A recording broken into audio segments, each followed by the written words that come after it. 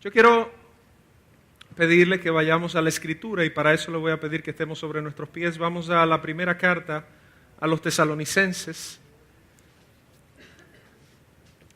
Cuando estamos en ayuno, mi hermano, y cuando la iglesia está orando, el enemigo ataca, ¿verdad?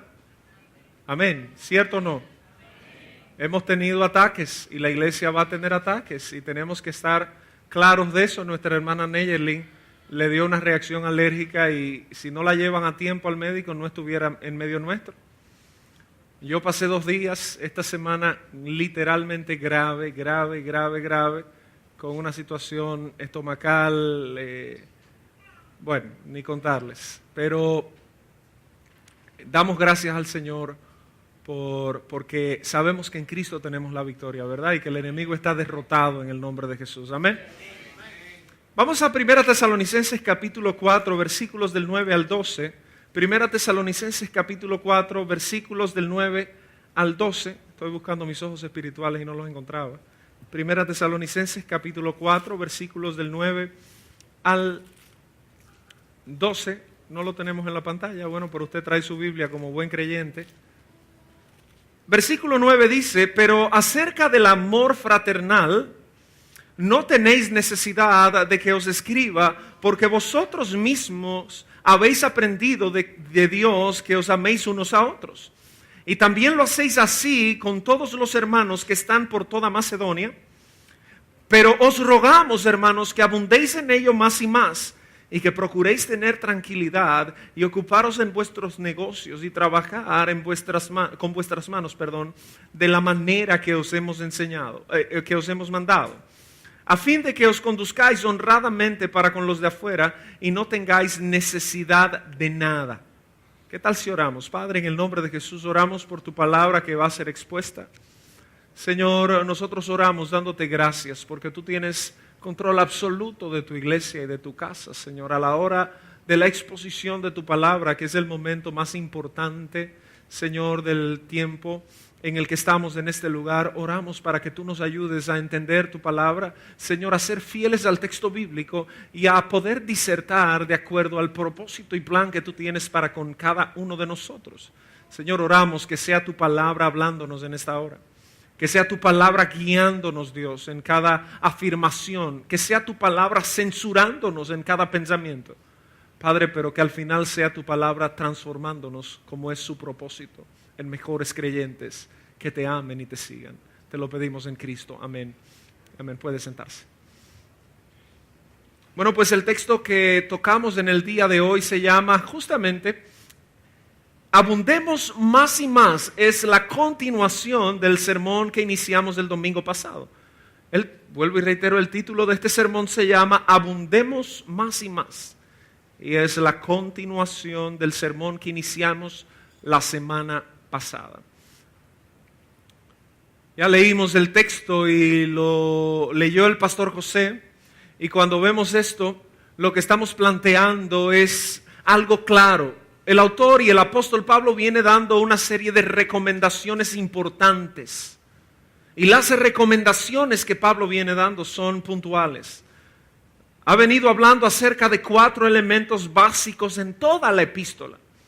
Mi hermano, y esto es fundamental para entender el texto bíblico, que Pablo está hablándole a la iglesia de Tesalónica. Número 1, en esa iglesia había persecución por el evangelio. Los judaizantes, y lo vemos en el capítulo 1, capítulo 2, los judaizantes y aún en el capítulo 3 estaban persiguiendo a los que se habían vuelto creyentes, a los que se habían vuelto cristianos. De hecho, hubo un partido que quizás ustedes han escuchado, el famoso partido de los nazarenos, que era una tendencia judeocristiana de la primera época de la iglesia.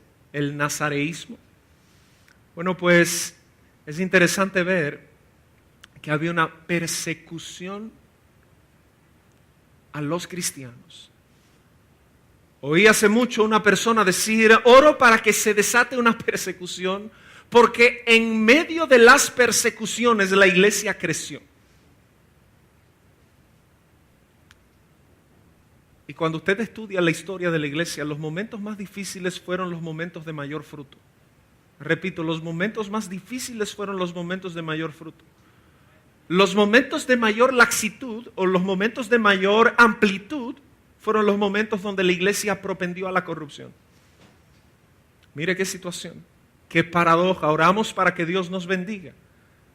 Oramos para que Dios nos dé trabajo y cuando tenemos trabajo nos olvidamos de Dios. Oramos para que Dios nos dé salud y cuando tenemos salud le damos la espalda a Dios. ¿Usted conoce gente que camina más o menos en esa dimensión? ¿Alguien dice un amén? Diga un amén como que es verdad, como que le estamos hablando a gente que sabe de lo que estamos hablando. Amén. Oramos para que Dios nos dé abundancia, pero cuando la tenemos no la compartimos con los demás. ¿Usted ha visto así personas en la iglesia?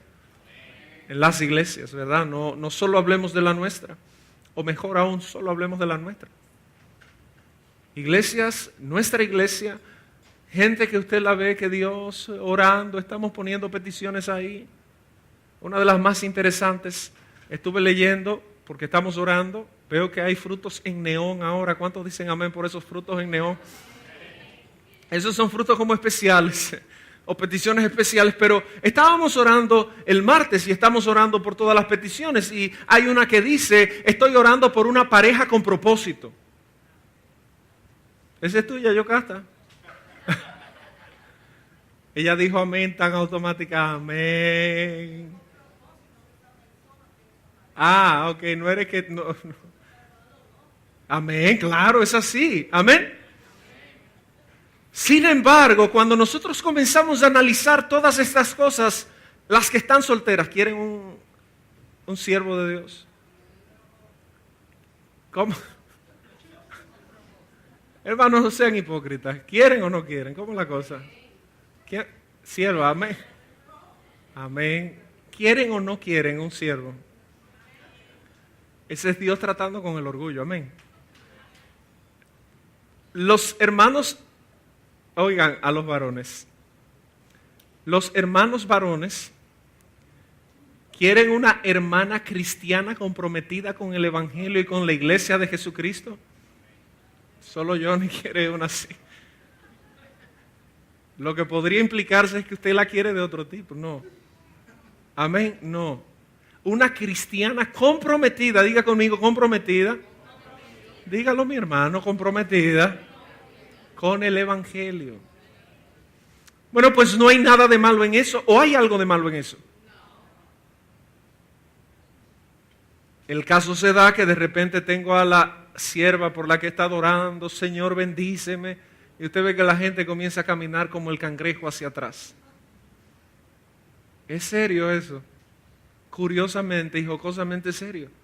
Oran, vienen los martes, vienen los domingos, terminan fuera de la iglesia. ¿Usted se ha explicado ese fenómeno? Porque eso es un fenómeno. Es un fenómeno que responde al corazón del hombre. Es una batalla usted poder mantener una cosa y la otra. He visto gente que va a gravitar a iglesias de dimensiones más grandes porque dice, ahí encontraré el hombre o la mujer de mi vida. ¿Usted cree que hay gente que hace eso? Dios me dijo que fuera esta iglesia, pero va a Dios rogando y con el mazo dando.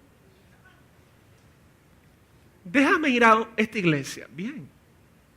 Y va a tal iglesia y va a X iglesia y va en lo que se llama en negocios en una búsqueda prospectiva. Y lo que la gente de esa iglesia dice es que aquí no hay hombres, aquí no hay mujeres, pero hay 3,000 gente en esa iglesia, pero no hay hombres y no hay mujeres. Imagínense una iglesia como la nuestra.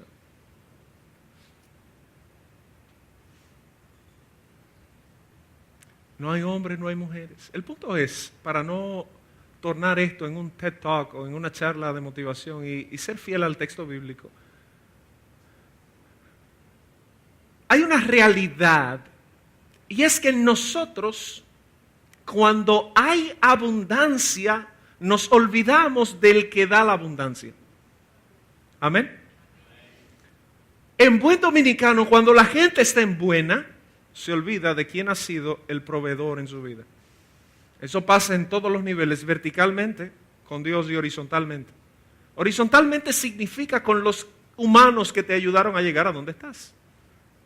¿Cierto? Esta iglesia estaba perseguida y fue prosperando, y no me confunda el término prosperidad con economía, porque de hecho Pablo dice que dieron más allá de sus fuerzas en la segunda carta a los Corintios. No se trataba de una prosperidad económica, abundaban en amor, abundaban en fe, abundaban en santidad. ¿Pueden bajarme un poquitito el micrófono, por favor? Abundaban en cosas de las cuales muchos de nosotros adolecen o adolecemos. Usted me pregunta a mí, como uno de los pastores de esta iglesia, ¿cómo le gustaría más la iglesia? ¿Que fuera una iglesia donde viene mucha gente que dé millones de pesos? ¿O que sea una iglesia llena de millones de personas de fe? Pero yo voy a poner una tercera opción. 200 personas, como nuestra iglesia. Hombres y mujeres comprometidos con el evangelio bíblico y con la verdad bíblica. Yo prefiero eso. No porque yo sea el más piadoso. Cuando vemos las ofrendas a veces y los diezmos que no son compatibles con la densidad de nuestra iglesia y con el perfil socioeconómico de nuestra iglesia, hay muchas lecturas que se pueden hacer. Sin embargo, eso es un problema suyo y del Señor, no nuestro. Ahora, ¿cuáles son las opciones y cuáles son las preferencias? Gente que ame a Dios por sobre todas las cosas. Gente que ame la palabra de Dios por sobre todas las cosas. Esta iglesia tenía ese perfil. Y una de las iglesias a las cuales debemos querer imitar como congregación es la iglesia de Tesalónica. Pero otro problema que se avistaba en esa iglesia era el tema de la pureza sexual. No es que eran unos impuros, ya lo vimos el domingo pasado, sino que Pablo hace algunas acotaciones y hace algunas observaciones y dice, mira, tengan cuidado, aléjense de la inmundicia sexual, recuerdan del griego porneia, de todo lo que puede contaminar tu vida, aléjate de eso. Y es porque nosotros somos una aspiradora de lo inmoral, ¿cierto o falso? Complázcame, diga un amén fuerte algún día. Somos una aspiradora. Si nuestras mentes estuviesen graficadas aquí. ¿Qué usted opina de eso? Habría que cerrar todas las iglesias. Siempre debemos cuidarnos, amén, de estos temas a los cuales somos muy pasibles. El cristiano más firme, por eso Pablo le dice a los corintios, el que esté firme, ¿qué cosa? Cuide que no caiga. A veces nos espiritualizamos y nos volvemos legalistas con los demás y se nos olvida que nosotros podemos estar mañana en el pecado que ha cometido. Y lo hemos oído de muchas personas. Pero me gustó mucho como lo dijo A.W. Tozer, yo no soy todo lo malo que puedo ser, pero potencialmente tengo la capacidad de ser todo lo malo que todo el malo ha sido. En pocas palabras, aunque yo no sea tan malo como un asesino en serie, yo podría ser un asesino en serie. ¿Me doy a entender? Nosotros tenemos la capacidad de, en medio de nuestro corazón, fraguar los crímenes y los males más grandes. Permítame ponerle un caso: Caín. Caín fue hijo de Adán. Adán fue hijo de Eva. Hijo de Dios. ¿Están bien en teología ustedes? De una vez me miran así como, wow. Muy bien, qué bueno. Después vamos a tomar un examen. Pero es cierto. Caín fue hijo de Adán y Eva, Adán fue hijo directamente de Dios. Caín tenía todas las enseñanzas, sin embargo en su corazón se había incubado el pecado. ¿Y qué pasó con Caín? Caín terminó matando a su hermano. ¿Usted sabe las barreras emocionales que hay que violentar para usted matar a un ser amado? Son muchos los seguros emocionales que usted tiene que violar para llegar a una agresión de ese tipo. El hijo de Adán y Eva fue un fratricida, un asesino de familia. ¿Qué usted y yo no podríamos hacer, mi hermano? Por eso el pecado no debe sorprendernos. Nosotros debemos, en el nombre del Señor, batallar todos los días para poder vencer el pecado en medio nuestro. Número 3, una de las cosas que vemos en la carta es el tema de vivir una vida honesta. Y lo vimos el domingo pasado, de vivir una vida transparente. Yo no hago nada con mucho conocimiento teológico si eso no puede ser traducido en una vida práctica devocional que ame a Dios. Amén. Amén. Yo no hago nada conociendo toda la Biblia si no la llevo a cabo. Eso hacían los fariseos. Sepulcros blanqueados, y Cristo terminó diciendo, bueno, hagan lo que ellos dicen, pero no lo que ellos hacen. Y eso se aplica en el intelecto y en las experiencias. Y número 4, un tema que vamos a ver el domingo próximo, el tema de la venida del Señor. Por eso cuando vemos eventos como los cuales vemos en la iglesia, como el que acabamos de ver recientemente de la familia de Carolina, bueno, ¿cuál es nuestra esperanza? ¿Y qué va a decirle Pablo a esta iglesia? No se turben por causa de los que duermen, nos volveremos a ver. Bueno, mi hermano, usted ha de elegir el tipo de filosofía que ha de creer. ¿Usted cree en el aniquilacionismo? Es más fácil creer que usted muere y es aniquilado existencialmente. Lamentablemente, para el que no conoce a Cristo, es más fácil, pero es una condenación. El que no tiene a Cristo se encontrará con el juicio de Cristo. El que tiene a Cristo se encontrará con aquellas emblemáticas palabras. Ven, buen siervo y fiel. Entra en el gozo de tu Señor, por cuanto en lo poco me fuiste fiel, en lo mucho te pondré. Todo eso por la gracia y la sangre de Jesucristo. Ahora, en el texto que leímos hay 3 cosas brevemente que yo quisiera subrayar en esta noche. Hay 3 cosas que podemos ver en 1 Tesalonicenses capítulo 4, desde el verso 9 hasta el verso 12. Y la primera se llama un amor transversal. Lo vamos a ver. Dice, pero acerca del amor fraternal, no tenéis necesidad de que os escriba, porque vosotros mismos habéis aprendido de Dios que os améis unos a otros. Mi hermano, y son tantas las cosas que podríamos decir ahí, pero yo quiero citar a un autor muy conocido que se llama Oswald Chambers, y él dijo lo siguiente. Dijo, si lo que llamamos amor no nos lleva más allá de nosotros mismos, entonces no es amor. Cuando tu amor está guiado solo por los límites de tu egoísmo, no es amor, es justamente egoísmo. Que está silueteado por la palabra amor. Cuando tú no eres capaz de amar, y yo creo que los padres conocen esa sensación porque son capaces de amar más allá de sus propios sentimientos, de sus propias comodidades. Pero de nosotros se espera que nos amemos como esto. Y aquí vemos algo elemental. Vemos esta idea de amor fraterno, dice, porque vosotros mismos habéis aprendido de Dios que os améis unos a otros. Fíjese que una de las características de los que aman a Dios es que se amen entre sí. Y eso es tan escaso, mis hermanos, en un mundo tan demagógico y tan hipócrita como el nuestro. Un mundo que siempre ha sido hipócrita. No crea que eso es un problema del siglo XXI. El mundo, si usted estudia la historia, siempre ha tenido los mismos problemas, pero en diferentes ocasiones y con diferentes herramientas para manejarlos. Pero es el mismo hombre. Alguien lo dijo y yo lo he repetido en algunas ocasiones, que las noticias de hoy son las mismas de ayer con protagonistas diferentes. Es exactamente lo mismo que pasa en el mundo siempre. Lo único que ayer se llamó Nerón y hoy tienen otros nombres los gobernantes. Hay uno que se llama Donald, otro se llama Hillary. Y no voy a hablar de los dominicanos. Pero la idea es muy clara. Uno de los distintivos y de los calificativos de la iglesia es el amor. ¿Cierto o falso eso? Entonces vamos bien en teología, cierto o falso. No nos dice la Biblia en Juan capítulo 13, versículos 33 y 34. En esto conocerán todos que sois mis discípulos, como si os amáis los unos a los otros. Otra vez os digo, amaos los unos a los otros.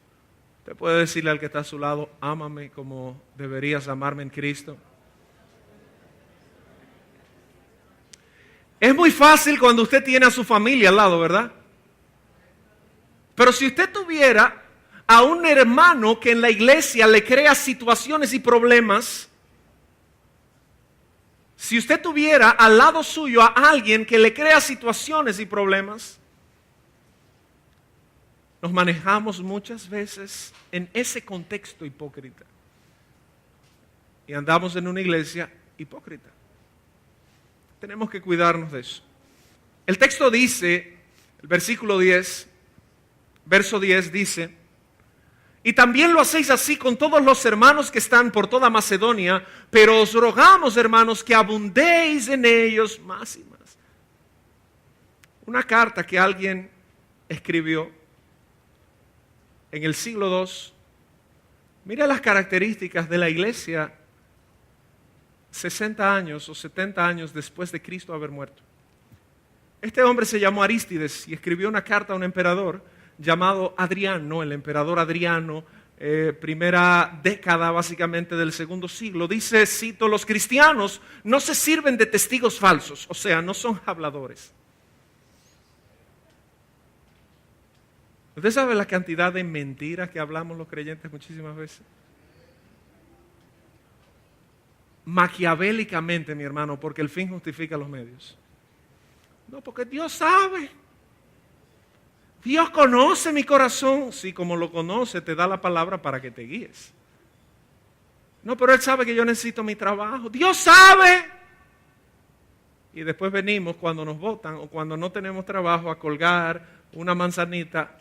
Claro, esto es un ejercicio. Imagínese que no tenemos eso. Venimos al altar. Dame trabajo, Señor. Pero ¿hasta cuándo vas a seguir hablando mentiras? No sé si me doy a entender o si lo que estoy predicando es estratosférico. ¿Hasta cuándo nosotros vamos a jugar con la idea de que el cristiano no tiene testigos falsos? Pero esas eran las acusaciones. Y dice Arístides, no niegan el depósito que se les ha confiado, es decir, no nos avergonzamos de decir que somos cristianos. Yo no me avergüenzo del Evangelio, ¿por qué?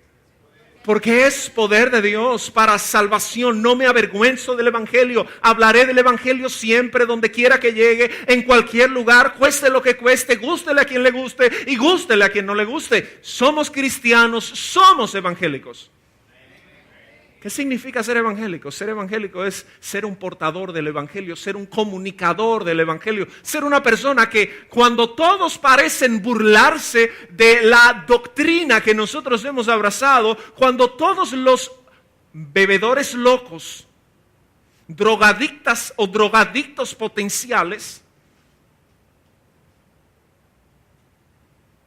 perdónenme la crudeza, pero muchas veces somos encallados, en emboscadas donde estamos en un lugar y la gente comienza a burlarse porque nosotros no hacemos lo que la mente corrupta de otros hace y parece que nos avergüenzan. No, mi hermano, ahí es que más orgulloso debes sentirte de lo que Dios te ha sacado. Alguien dijo, nunca trates de volver atrás a los lugares de donde Dios te ha sacado. Experimenta el futuro en la gracia de Dios.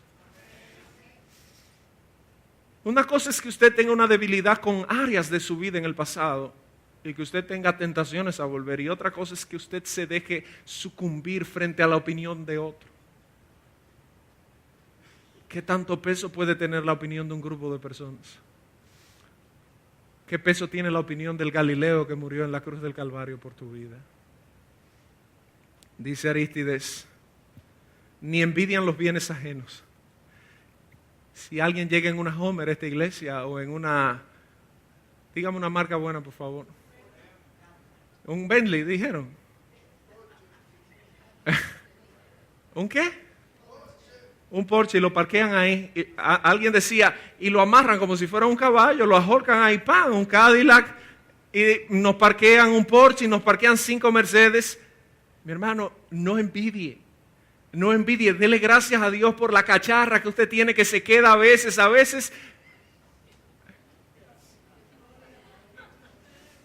Y está esa máquina humeando y usted ve que le pasa la jipeta por el lado, esa Escalade, ¿verdad? Y le pasa por al lado esa Escalade y está lloviendo y usted va con los vidrios y pasa por el charco y le moja y usted ve al diablo y dice, Señor, ¿por qué prosperas al impío? Los que son muy espirituales, los que no dicen una mala palabra y después se arrepienten. ¿Cuántos dicen amén? Confiese, confiese. Esta noche es de liberación, así que hable. Pues la verdad es que muchas veces envidiamos lo que otro tiene. Ahora déjeme decirle algo en el nombre del Señor. Claramente usted puede tener una gran Escalade y usted puede tener una gran Lincoln Navigator, pero usted no sabe lo que va ahí dentro. Usted sí sabe lo que va dentro de su corazón y se llama Cristo y resucitado, mi hermano.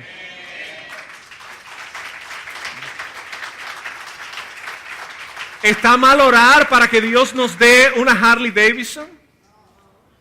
No, mi hermano, no la cuelgue ahí porque no hay necesidad. No necesitamos saber sus gustos exóticos. ¿Está mal querer ir a tirarse una foto en la Torre Eiffel? Allá beberse una copa de vino al lado de la Torre Eiffel. Estoy en París, oh la la. Gran cosa. Digo, qué bueno. Excelente, mi hermano. Qué bueno que usted pueda ir y gozarse y tomarse su copa de vino. Pero todo esto es pasajero. El día que cierres tus ojos. Miren cómo estamos hoy hablando del luto de esta familia. Venían de Bávaro. Manejando normal. Y un tipo se mete en vía contraria. Ellos tienen vehículos de renta y tienen jipetas Audi del 2017. Y si usted ve la foto en el periódico, ese día decidieron salir en un carro como del año 80 que ellos tenían. Al tío de Carolina, que era copastor de una iglesia y era el pilar de esa familia, el guía lo mató ipso facto. Le dio en el corazón, le partió el tórax. Usted lo ve en la foto. ¿Sabe? Usted no sabe, valga la redundancia, el día que vamos a partir de este mundo. Por eso dice Santiago, no seas necio, que la vida es como neblinas. Usted y yo planificamos, pero di si el Señor quiere y no lo digas religiosamente. Dilo convencido de que es tu cosmovisión cristiana. Si el Señor te quiere llamar a su presencia hoy, lo va a hacer de la manera que sea. Ahora, tienes que tener garantía de que cuando abras los ojos, a quien vas a ver es a Cristo. Un hombre como Blaise Pascal, físico matemático, siglo XVII, finales del XVI, finales del XVI y principios del XVII. Blaise Pascal, el padre de la duda metódica, dijo, yo no estoy muy seguro de cómo reaccionar frente a la verdad de la eternidad. Pero dice Pascal, yo, para entender las cosas claramente, hago un planteamiento. Uno, dice Pascal, imagínate que la vida eterna sea una verdad y yo no haya vivido coherente a esa verdad. ¿A dónde me voy? Decía Blaise Pascal. Al infierno. Decía el otro postulado de él, imagínate que sea una mentira la vida eterna y que yo haya vivido digno de la eternidad. ¿A dónde me voy? Responda usted. Responda ahora, usted no es duro en teología. ¡Adán! Al mismo sitio donde irían todos. ¿Cuál es el peso de haber vivido una vida bien vivida? Total, el que vive como para la eternidad vive mejor, aunque haya eternidad porque llegará a ella, y si no hay eternidad viviste mejor que el impío que desperdició su vida. Mi hermano, enfócate en Cristo, puestos los ojos en Jesús, autor y consumador de la fe. Bueno, pues justamente dice Arístides, no envidian. Dígale a su hermano, no envidie. Dígaselo de nuevo, no envidies. No envidies a los que viajan de esta iglesia, que vienen y no le traen chocolates a nadie. Ellos saben quiénes son. No envidies. No envidies. No envidies si no te dan y le trajeron a un grupo también. No envidies. Pero dice Arístides, Oiga, estas eran las características de los primeros cristianos. Dice, honran a sus padres. Repito, honran. Repito por tercera vez, honran. ¿Usted sabe la cantidad de evangélicos que hay en la iglesia que no son evangélicos en la casa? Repito, ¿usted sabe la cantidad de evangélicos que hay en la iglesia que no son evangélicos en la casa? Repito, ¿usted sabe la cantidad de evangélicos que hay en la iglesia que no son evangélicos en la casa? Dice, hacen bien a sus conciudadanos, o sea, son gente piadosa. No andan en la calle como que el mundo le hiede. ¿Usted ha visto cristianos que usted no puede ni saludarlo? El Señor te reprenda.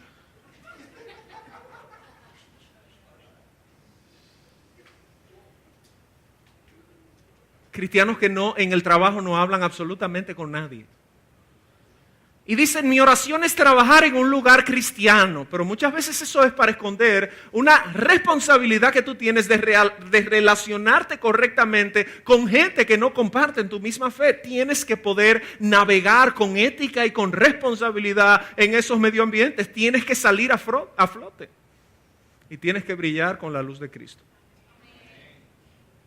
Dice, y cuando emiten algún juicio, yo sé que en esta iglesia nadie emite juicio, y mucho menos de nadie, de otra gente. Amén. Nadie murmura aquí. Aleluya. Dice, y cuando emiten algún juicio, lo emiten con rectitud. O sea, cuando osaban hablar, hablaban correctamente. A sus siervos, es decir, a los que trabajan en sus hogares. ¿Usted ha visto este binomio de gente que trabaja con cristianos? ¿Usted se ha topado con ese tipo de ecuaciones extrañas? Se dan los dos casos.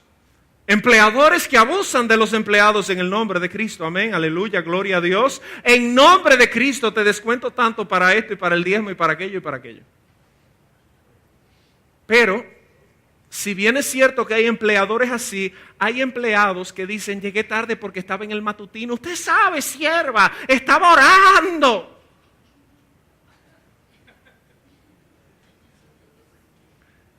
No, mi hermano, usted tiene una responsabilidad laboral. Y dice el apóstol Pablo en la primera carta a Timoteo, si tú le trabajas a un cristiano, deberías trabajarle mejor que a un inconverso porque le estás trabajando a uno que honra la sangre de Cristo.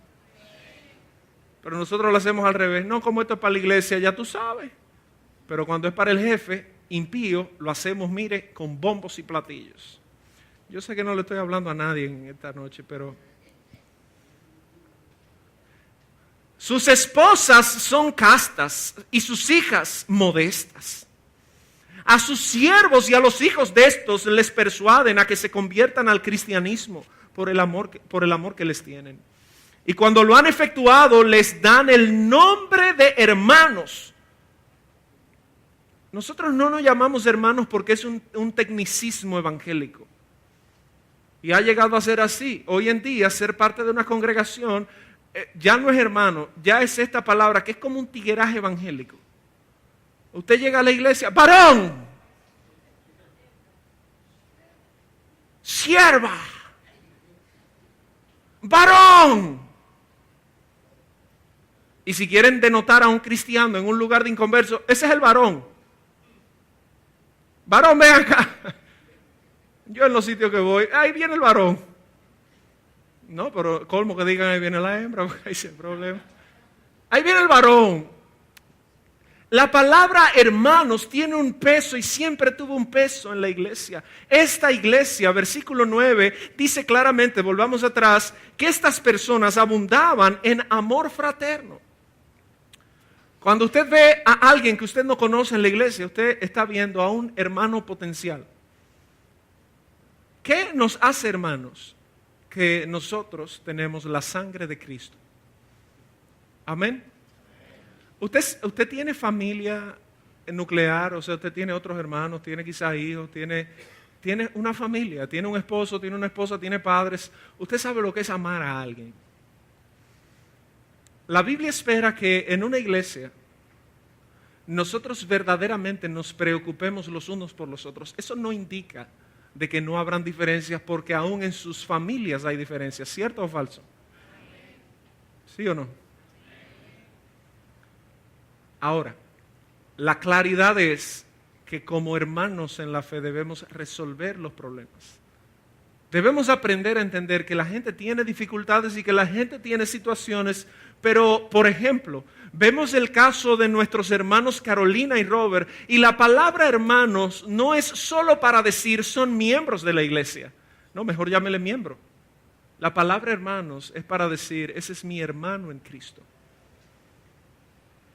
Eso es tan difícil, mi hermano, que yo siento que estoy hablando una poesía romántica del siglo XII, de Petrarca o de Boccaccio. Porque en medio nuestro, donde el individualismo es tan existente, donde no te metas, versus los hermanos que quieren vivir metidos el día entero en la casa de otro. ¿Cuántos dicen amén? Hay una norma bíblica. Dice esto. Ojo con esto, dice: cuidan a los huérfanos y sufragan los gastos de los entierros de los pobres. Y si alguno de ellos está preso o abatido por causa de su fe, subvienen a sus necesidades y hacen todo lo posible para conseguir su libertad. Cuando algún pobre de entre ellos no pudiere ser suficientemente socorrido a causa de que la iglesia es pobre, todos ayunan 2 o 3 días con el objetivo de socorrerle con mayor eficacia. Los cristianos manifiestan a todas horas su gratitud a Dios, dándole gracias cuando comen y beben. Yo le pregunto, ¿usted se parece a este cristiano? Reflexión. Esto no es la Biblia, esto lo escribió Arístides en el siglo II, hablando de cómo eran los cristianos. ¿Cómo son los cristianos del siglo XXI, mi hermano? Si hoy nos tocara describirnos, la televisión nos describe pésimamente. Las cosas que se ven en televisión son pésimas de nosotros. Pero hay un segundo punto que puedo ver aquí, y lo vemos en el versículo 10. Y este es un punto que me tocó mucho, y se llama un amor no denominacional. ¿Usted puede decir esa palabra conmigo, no denominacional? Dígalo de nuevo, no. ¿Qué significa no denominacional? Fíjese, Pablo le está diciendo, ustedes se aman entre ustedes. No es tan fácil, pero se puede llegar a tener una iglesia donde el amor prime. No es tan fácil. Sin embargo, ¿cuánto estamos nosotros dispuestos a invertir de nuestro corazón en amar a los hermanos que vienen en la mañana a este lugar? Eso yo lo digo y me lo digo a mí mismo. Pero ¿cuánto usted está dispuesto a amar a una persona que tiene doctrinas secundarias, no primarias, secundarias, diferentes de las suyas?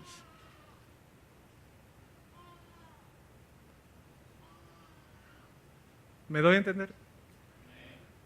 Si usted es pentecostal, si el otro es bautista, si el otro es neopentecostal, si el otro es anglicano, si el otro es metodista, si el otro es presbiteriano, si el otro es menonita, si el otro es no denominacional, ¿cuánto estás dispuesto a amar a los que no son de tu insignia? ¿Sabe lo que pasa? Y me lo digo a mí mismo porque a veces yo soy muy cáustico, muy incendiario con algunas cosas. Pero la verdad es que nosotros debemos aprender a amar a los que no son como nosotros. ¿Por qué digo esto? Usted tiene una iglesia de X tradición. A veces, y lo que yo veo en el panorama, y por eso me impresiona, fíjese, ¿de qué era Macedonia en la época de Pablo? Era todo el norte de Grecia, el imperio de Alejandro Magno. ¿Usted sabe las diferencias que podría haber entre una iglesia y otra? De hecho, la historia lo demostró más adelante. La iglesia de Antioquía y la iglesia de Alejandría eran opuestas, rivales básicamente. ¿Usted sabe la cantidad de diferencias que nosotros llegamos a tener con nuestros hermanos? Por ejemplo, unos adoran de una forma y otros adoramos de otra forma. Unos cantan himnos y otros cantamos coritos. Y usted ve gente que no se habla por eso. Pero la esencia del Evangelio, que es Cristo. Y me gusta mucho una carta que escribió Justino Mártir, donde él habla, en el siglo II también, cómo era la Eucaristía de la iglesia. Y le voy a citar dos cosas brevemente. Dice él, ¿cómo era el culto de los cristianos? Dice uno, en el día que se llama del sol, o sea, el domingo, se reúnen todos los cristianos del campo y de la ciudad. Fíjese cómo todas las clases venían en común. Dice, y se leen en público los recuerdos de los apóstoles y los escritos de los profetas. El Antiguo Testamento y el Nuevo Testamento. El que preside la asamblea hace una exhortación para que el pueblo imite los ejemplos que se han leído. Ese era el espacio de la predicación. Se leía la Biblia y ahora venía el orador principal de la iglesia a decirle, Melkin, muchacho, por Dios, ama a tu hermano. Tal cual como lo hacemos ahora. De hecho, la predicación en el culto la sacamos del siglo II. Tercero, oiga lo que hacían. Los presentes elevaban oraciones suplicando la gracia para permanecer fieles al mensaje evangélico. ¿Sabe por quién oraba la iglesia? Por todo el mundo, en todo lugar. ¿Sabe que a nosotros nos falta orar por los hermanos de otras iglesias? A veces solo criticamos otras iglesias. A veces solo atacamos otras iglesias. Miguel Núñez dijo algo hace un tiempo y dijo, si tu guerra es contra los otros cristianos, estás enfocando los misiles equivocados. Y a veces batallamos más entre nosotros de quién tiene la razón, si Juan Calvino, si Arminio, si quién exactamente, Simón Episcopio o Francisco Gomaro, quién exactamente, si la iglesia de la esquina o esta iglesia. Claro, con esto quiero decir claramente que hay iglesias que están equivocadas claramente con su doctrina. Y eso lo vemos pública y flagrantemente ahora. Nos concentramos tanto en el follaje muchas veces. Si unos usan faldas y nosotros usamos pantalones, mi hermano, no se trata ni de la falda, porque a veces decimos, bueno, usan faldas largas, pero sin embargo, ¿cómo está su corazón? Y tú usas unos shorts, ¿y cómo está tu corazón? ¿Alguien dice amén a eso? ¿Cómo está tu lengua? ¿Cómo está tu boca? A veces nos damos libertades por creernos más intelectuales que los demás y terminamos atropellando la verdadera vida de piedad. Es decir, que no vivimos una vida en santidad como la Biblia plantea, porque estamos enfocados en las diferencias que podemos tener con otros. Si unos cantan y levantan las manos o si otros se pasan el culto como estatuas. Vamos a cantar con gozo. Yo nunca me olvido cuando fue a una iglesia de ese corte. Vamos a cantar con gozo. Oh, cuán bueno es Dios. Qué bueno.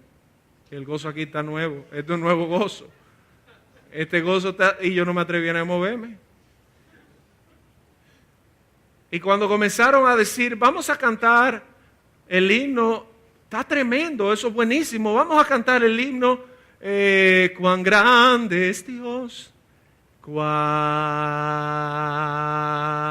grande es Dios.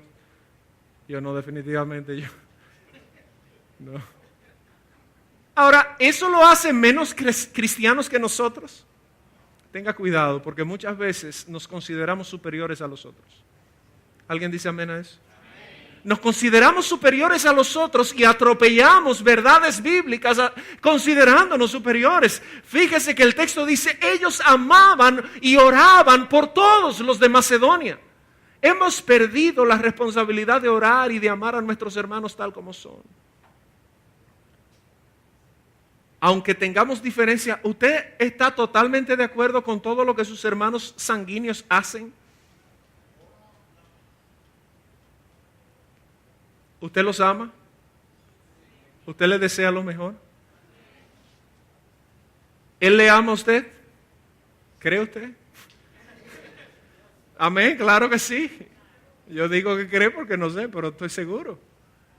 Y sin duda alguna que usted le desea lo mejor y que esa persona le desea lo mejor. Y es normal que él trate de argumentar a favor de lo que él piensa y que el otro trate de argumentar a favor de lo que él piensa, pero al final lo más importante es el Evangelio de Jesucristo. No perder el tiempo en percatas minutas. Hoy estábamos almorzando un grupo de la iglesia y hablábamos como de cosas de este tipo y claro, si nos vamos a los detalles históricos y nos vamos a este tipo de cosas y nos vamos por aquí, por allá, pero al final hay cosas prácticas. ¿Cuánto estás leyendo la Biblia? ¿Cómo estás tratando a tu esposa? ¿Cómo estás tratando a tu esposo? ¿Cuánto estás orando? ¿Cuánto estás compartiendo el mensaje del Evangelio? ¿Cuánto estás involucrado en el ayuno de la iglesia que dices a la que vas? ¿Cuánto sirves en los ministerios? ¿Diezmas y ofrendas en la iglesia local? ¿Qué haces con tu vida? O sea, mi hermano, quitémonos, como dice un colega mío, la grasa. Hablemos de lo magro. ¿Cómo está la parte magra de tu vida espiritual? Yo hablaba con alguien antes del culto y me decía, es que yo me siento estancado. ¿Ok? Me siento estancado.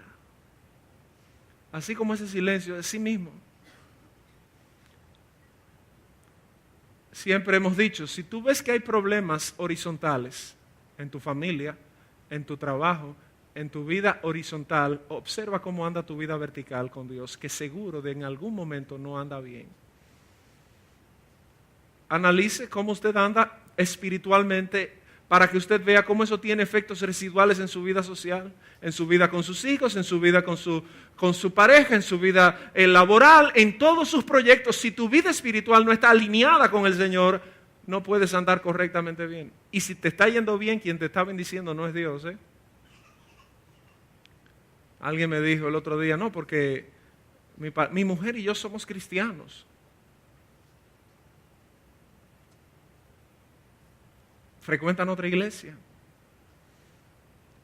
Y yo le preguntaba, ¿qué vas a hacer con tu vida? Y yo quiero puntualizar esto, mi hermano, ser cristiano no es fácil. El que le diga a usted que ser cristiano es fácil, le está diciendo a usted una locura. Pero como dijo John Stott, ser cristiano no es fácil, pero es verdad, elija usted. ¿Cuándo usted ha visto algo bueno que no cueste? Usted compra lo más barato en algunas ocasiones. Pero si usted tiene cáncer y se va a operar, ¿usted se opera con el médico de qué tipo? ¿Con un oncólogo medio flojo, un junior, o se opera con el mejor cirujano oncólogo?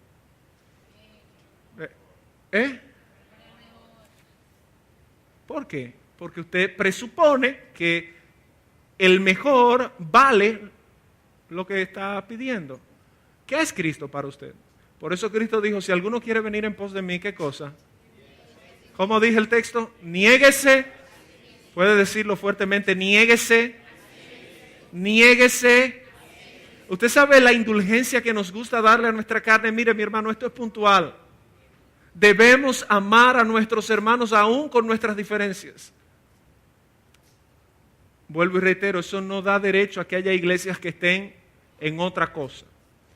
Pero nosotros tenemos que amar a nuestros hermanos aún con sus diferencias. Porque eso no nos hace ser legalistas. Yo he encontrado mucha gente que denuestra a los hermanos pentecostales. Sin embargo, yo publiqué un libro hace tiempo que se llama, o hace un mes y algo, que se llamó El Avivamiento de la Calle Azusa. ¿Usted sabe lo que la iglesia debe agradecerle al movimiento pentecostal?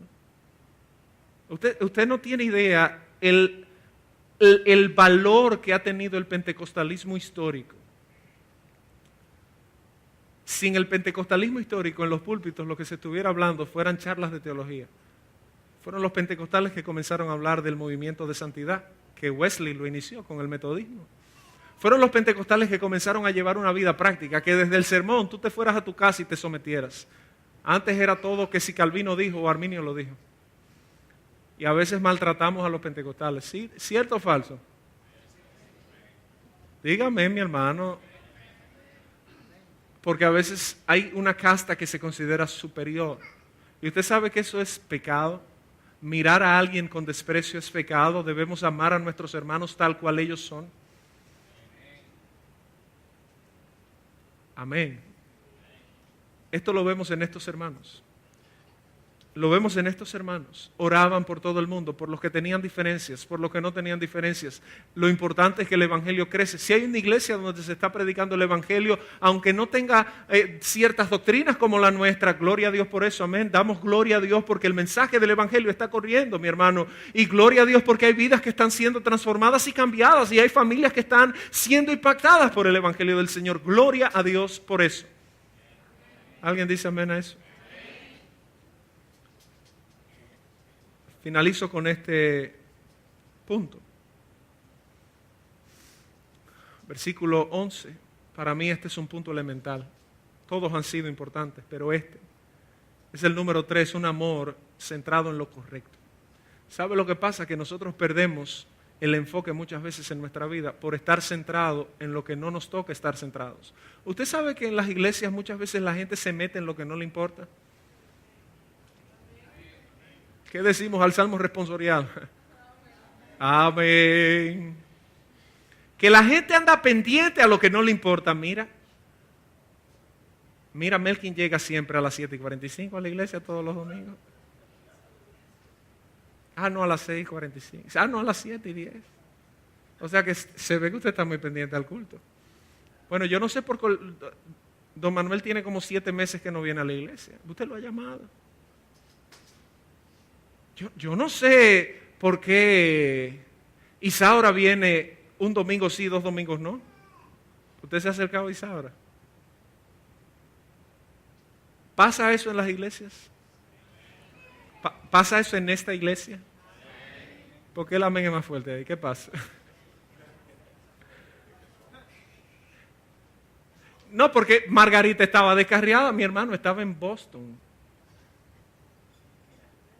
Y la doctora ni se diga. Porque llegó y no vino a la iglesia, fue a trabajar. Nosotros especulamos mucho de la vida de otro y perdemos tiempo de enfocarnos en la vida nuestra.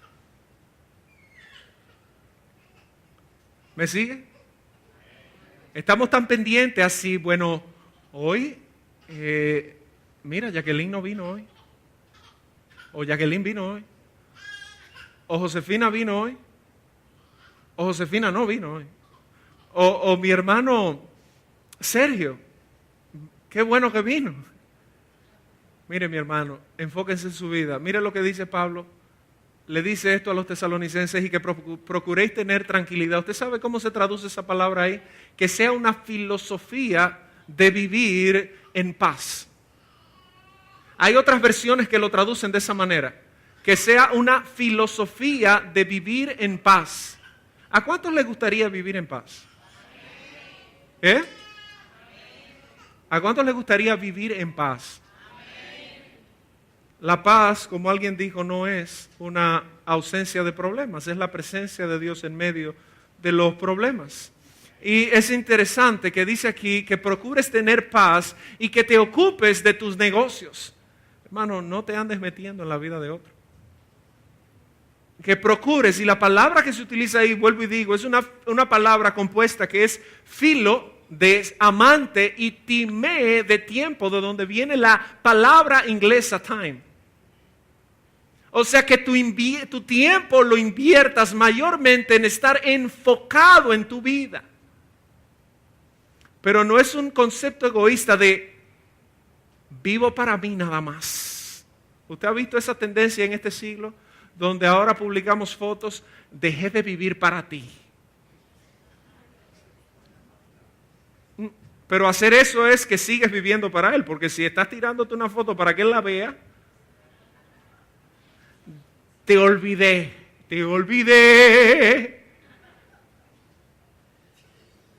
Ya lo pasado. Mi hermano, la gente cae en una serie de cosas y no se enfoca en su vida. ¿Y usted sabe cuántos problemas tiene uno espiritualmente hablando que uno necesita resolver con el Señor para estar pendiente de la vida de otro? ¿Qué pasa cuando yo ando muy pendiente de la vida de otro? ¿En qué otra cosa yo puedo caer fácilmente? ¿En qué?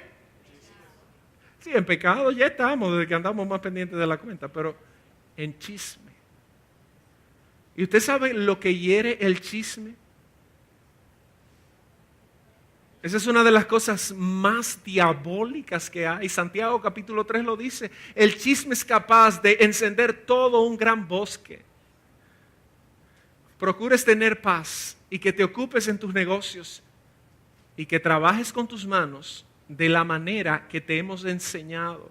No eran pastores vividores. No eran pastores vividores. No eran pastores vividores. No eran pastores vividores. Y no eran pastores vividores. Y no enseñaban a una iglesia a estar ociosa y pendenciosa.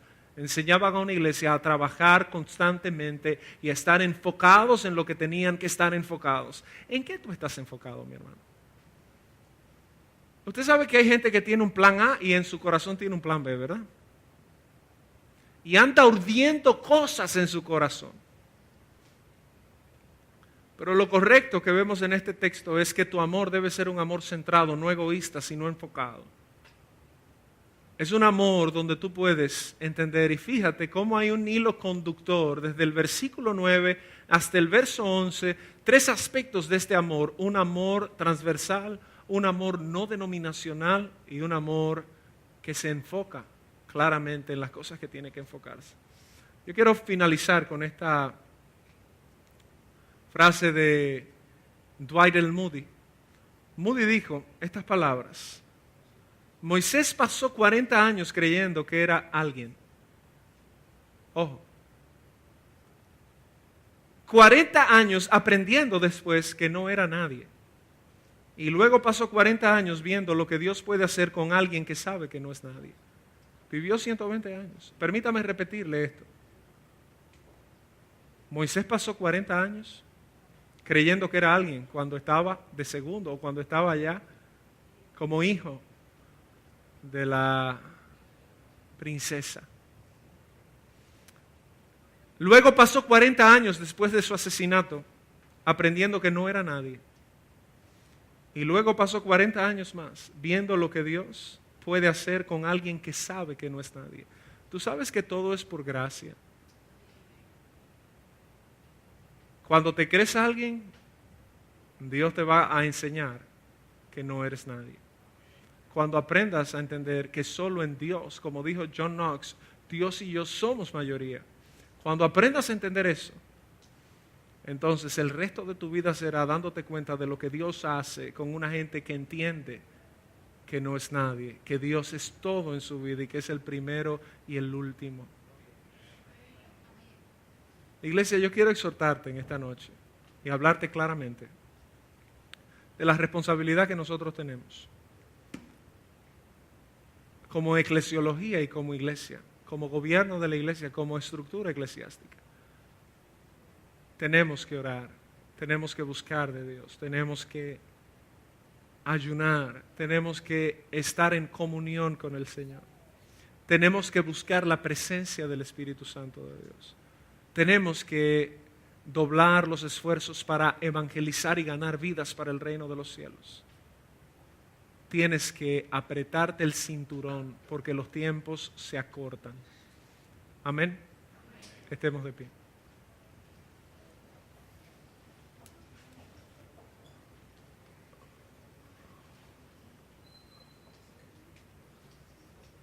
Vamos a recolectar nuestros diezmos y ofrendas, pero yo quisiera pedirle que usted cierre sus ojos un momento. Recordarle que debemos estar este martes en nuestro tiempo de oración y estudio bíblico.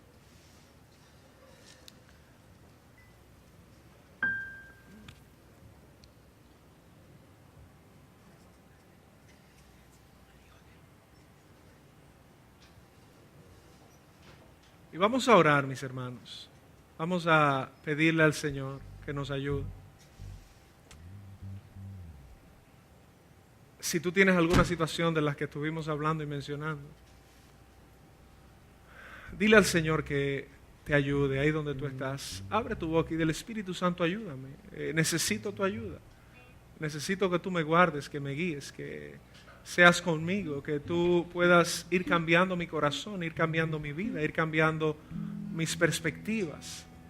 ¿Puedes decirle eso al Señor? Ahí donde tú estás, ayúdame en las áreas que necesito tu ayuda, Espíritu de Dios. Ayúdame, por favor, Señor, ayúdame. Puedes ser lo suficientemente humilde y decirle, Señor, necesito tu ayuda.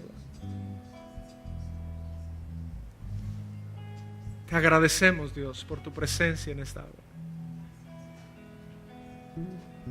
Gracias, Jesús, porque tú nos ayudas en nuestras debilidades.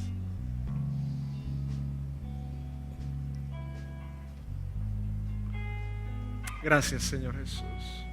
¿Qué tal si oramos para recoger nuestros diezmos y ofrendas? Padre, mira ahora lo que vamos a traer al alfolí, nuestros diezmos y ofrendas. Bendícenos, Dios.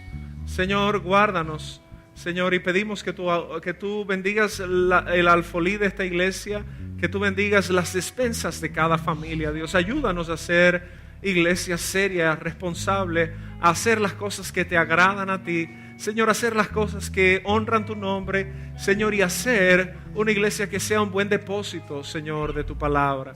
Padre, bendícenos y guárdanos, Dios. Te lo pedimos en Jesucristo. Amén.